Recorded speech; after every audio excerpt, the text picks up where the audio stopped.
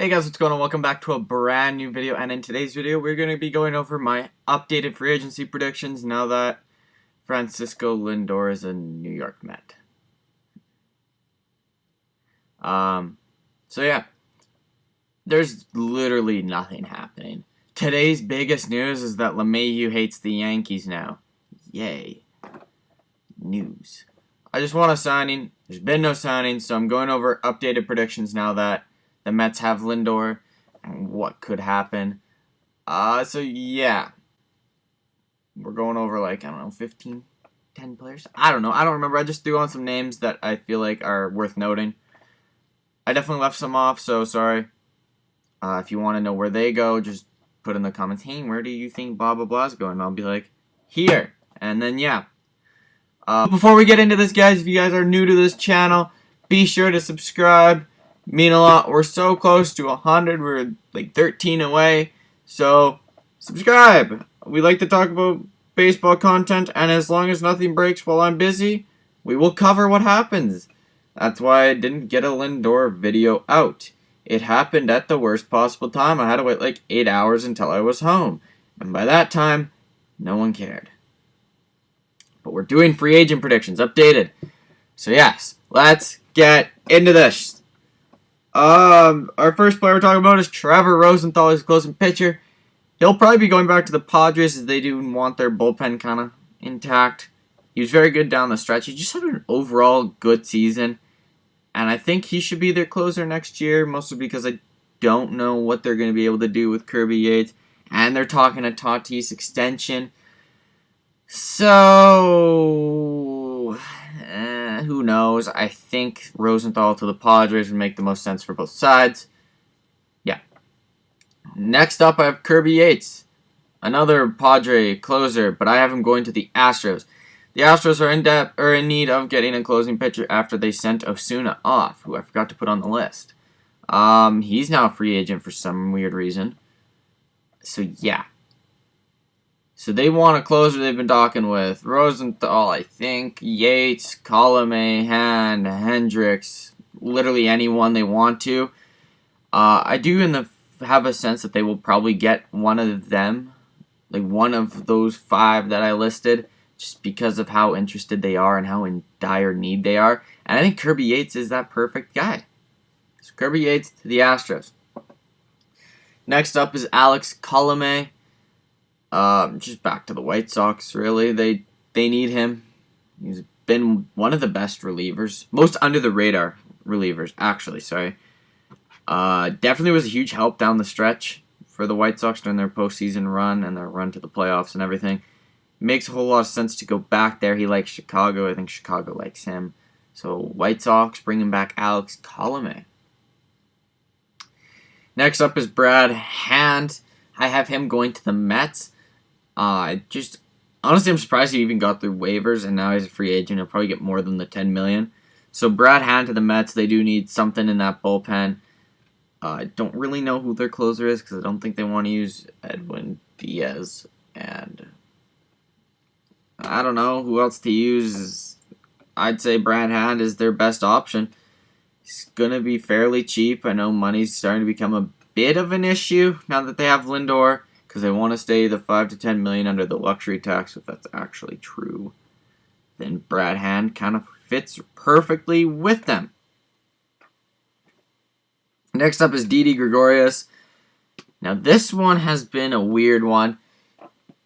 I'm not putting him on a team that really needs a shortstop. I'm putting him on a team that kind of more or less needs a second baseman, and that's the Angels. I have Didi Gregorius going to the Angels. I think he'd look really good in an Angels uniform, in the Angels lineup. He's a very good lefty bat. And, they're probably going to be losing out on Ashton Simmons, and Didi Gregorius is a pretty good replacement. Now, defensively, he is not what Ashton Simmons is, but offensively, I feel like he's better. And I feel like where Simmons lacks offensively, Gregorius has, and where Simmons has on defense, Gregorius lacks a bit. And I think it evens out in the end to being about average. So, Didi Gregorius to the Angels. Next up is Ashton Simmons, and he's the replacement for Didi Gregorius.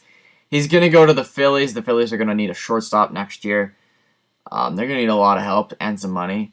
So Ashton Simmons to the Phillies. Again, just like what I said about Didi. I think he'll thrive, though, in Philadelphia, with it being a bit of a smaller ballpark, I believe, than it is in LA. You know, who knows? Maybe some National League pitching, although that's going to be a hard division next year, the NL East.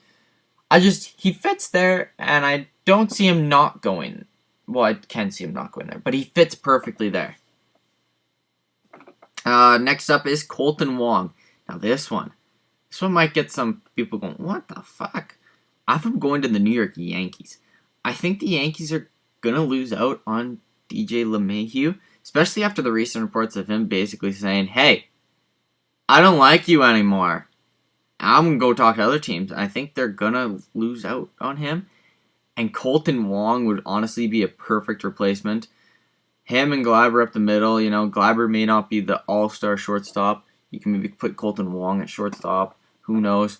Kolten Wong is filthy defensively. He's got an alright bat. It's about average, but in a Yankee uniform, he'll hit 400. Let's be real. Anyone in the Yankees all of a sudden does good. He's a lefty swing or a lefty hitter, so he will benefit from the short porch out and right. So, you know, if he gets the ball up in the air more, you're going to see probably an increase in power. I think putting on a Yankee uniform is going to be huge for him. He'll probably thrive out in New York. So Kolten Wong to the Yankees. That's an under-the-radar pick that I was thinking about, and it just makes a whole bunch of sense. Next up is Jackie Bradley Jr. Now, he is part of the players that I have for two teams, and it kind of depends on the other player. I have Jackie Bradley Jr. going to either the Toronto Blue Jays or the New York Mets. Basically, whoever doesn't get Springer gets Bradley Jr. And, you know, good lefty bat. He'll hit probably around 260, I think, would be about a solid guess for him. I think 260 is about fair for him. Above average defense. He's so good defensively. And honestly, if the Blue Jays did take him away from Boston, I would be A-okay with that. Okay? Just letting you know. So yeah, Bradley Jr. to the Blue Jays or the Mets. Probably like a 3-year deal. He fits perfectly in both situations. So I'm good with either or honestly happening. Next up is Marcus Semien, and I have him going to the Cincinnati Reds. The Reds need a shortstop, but they're trying to lose I don't know what they're doing. But he fits pretty good there. You know, you got Suarez at third. You have a hole right now at shortstop that could be filled with Semien. You got Moustakas at first, Moustakas at second, Votto at first. Gray and Castillo still pitching for you. They still have a good team. They underperformed a lot last year offensively, and I think with Semien going in, they might be able to maybe outperform. And in a really weak NL Central, that's probably going to be seeing the Cubs blow it up. This might be a really good time for the Reds, kind of like maybe push some chips forward and be like, you know what, we're not all in, but we're going to try and get better, and we do need a shortstop. Semien, here you go. And then you compete only with the Cardinals. You only have to deal with those Cardinals. You don't have to deal with the Cardinals, the Brewers, the Cubs, and the Pirates. The Cubs are going to be blowing it up. I don't really know how good the Brewers are going to be. I don't think they're really as good as they made out to be unless they get some pitching this offseason. In that case, then everything changes. So yeah, honestly, the Reds have a really legitimate chance to take that division if they put some chips forward and get some key guys. Next up is Nelson Cruz. I have him going to the Chicago White Sox. I don't know why. I didn't want to put him back in Minnesota. It's very boring. So I wanted to put him in the Chicago White Sox uniform because the White Sox don't have a DH. They kind of let Encarnacion just go. And, you know, as a Blue Jay fan, I would take him.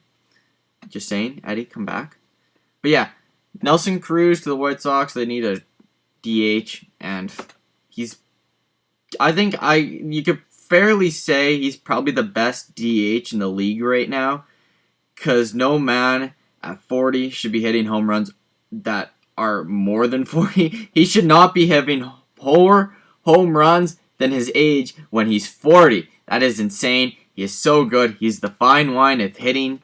And the White Sox, just a 1-year banger deal. Go for that division, and you basically steal from the Twins, which is in the division, and you just go all in. And I get the sense of that's what they're doing, and it's super exciting, even being a Blue Jay fan. I love seeing when teams go from the rebuilding phase to putting their chips all in and trying to win. So, Nelson Cruz, White Sox. Next up is Jock Peterson, and I have him going to the Cardinals. I don't know why. I just think he fits there perfectly. Left-handed bat, they need all right defensive ability. Actually, pretty good defensive ability. I don't know if he'd be a starter there. I think he could be. Have him in right, Bader in left or center, and O'Neal. I don't know their outfield that well. I'm sorry. But I get a sense that there's a pretty good fit in St. Louis for Jock. And yeah. Next up is Brantley. Michael Brantley. And I have him going to the Atlanta Braves. I don't think they're going to get Adam Duvall back. And Ozuna without the DH in the NL is ooh. And I think Michael Brantley fits perfectly. Last thing the Atlanta Braves kind of need is another professional hitter, but they're going to do it anyways. He's going to probably hit you 300. He's a good lefty bat, and what is a pretty righty-dominant lineup, I believe. So yeah, you could slot him in kind of at that 5 spot underneath Freeman, who I think should be your cleanup guy. So yeah. Actually, it's not very righty-dominant. I don't know. He's a much-needed lefty bat in a very good lineup. You probably put Albies leadoff. Swanson Swanson should be like 6th. Albies leadoff.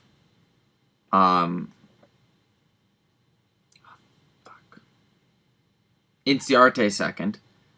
Acuna 3rd. Freeman 4th. Brantley 5th.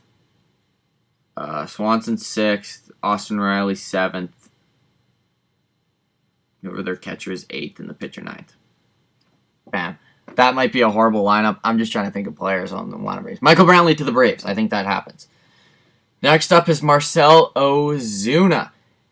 And I have him going to the Minnesota Twins because they're going to lose out on Nelson Cruz, the DH, and there ain't no DH in the National League, and his defense is, ugh, bleh. It's not good. He's going to be a DH, probably the second best DH behind Nelson Cruz, and honestly, for the Twins, you get him for a longer term, whereas the White Sox only get Cruz for 1 year, so you get your DH for a few years. Good job. Yeah, just Marcel Ozuna to the Twins. I feel like that's a pretty good fit. Next up is Liam Hendriks, the All-Star closer, and he is the first player that's going to be coming north of the border where it's just him. Liam Hendriks to the Toronto Blue Jays. There's been reports that he was at their facility. His wife's Canadian. He knows the city very well. He's familiar with it. Toronto, I feel like, has the financial flexibility to kind of be like, what do you want? Oh, you want that? Done. Here you go. Come join us. And he'd be like, oh, damn, sure. So, yeah. Liam Hendriks to the Blue Jays. And they need a closing pitcher. Like, God. Their bullpen is right now. Liam Hendriks makes it pretty good. I'd put it about average. If you can get Romano healthy and at least doing what he did last year, your 7-8-9 is looking pretty good. Next up is JT Realmuto, and I got the Phillies, man. I don't know where else he goes. I sat with Realmuto thinking, like, I didn't actually physically sit down next to JT Realmuto. If I did, I would have asked him, hey, where do you want to sign? And he would have told me. Because, he has to. I asked. But I was sitting there thinking, I'm like, where the hell does he go? And I thought Toronto. I'm like, I don't see it. They got Jansen right now behind the plate. He's not the best offensive catcher, but he's very good defensively. They got Kirk. He'll probably be a DH. And they got Moreno, who's going to be up in a couple years. It didn't make sense. And the Nationals were thrown in there, I thought, and I was like, I think ultimately he goes back to the Phillies. Next up is George Springer, and he's a part of the two teams. I have him either going to the New York Mets or the Toronto Blue Jays. Again, whoever gets Springer doesn't get Bradley Jr., and whoever doesn't get Springer gets Bradley Jr. So that's why they're both there. So yeah, I think ultimately Springer's probably going to be a Met. I don't see a world where he doesn't end up as a New York Met. So yeah, Springer to the Mets, and then maybe the Toronto Blue Jays. Next up is DJ LeMahieu. And I'm not having him re-signing. That's boring. I have him a part of two teams, and that's the Toronto Blue Jays with the Los Angeles Dodgers. And there's reports that the Dodgers' main priority is, in fact, getting Justin Turner for some reason. I guess so. So that kind of leaves the Blue Jays with the option to kind of sneak in and take it. He wants 5 years, $100 million, and the Yankees don't want to even give him a fifth year. They're giving him 4, whatever. And then, honestly, the Jays could just drop in. That deal they offered to Springer, that 5-year, $115, you could offer 5-year, $110 to LeMahieu, and he'd probably take it. He'd be like, fuck, sure. Why not? Just saying. And that's a great way to get back at the team that's kind of lowballing you, playing hard to get, and you're just kind of tired of them. So, yeah. And next up is Trevor Bauer. Making free agency fun and anxious. Every time he tweets, it's like, it could be, hey, I'm signing here, F you, or it's, hey, John Heyman, you don't know me. So yeah, I think he's an angel. I changed my prediction from him going to the Dodgers. I was with this. I had Garrett Cole to the Angels last year. I was very confident with that. So it scares me that I'm confident with Bauer going to the Angels. He says geography doesn't matter. It probably matters a bit. He's from LA. Anaheim's pretty close to LA. It's like maybe 10-minute drive. I don't know.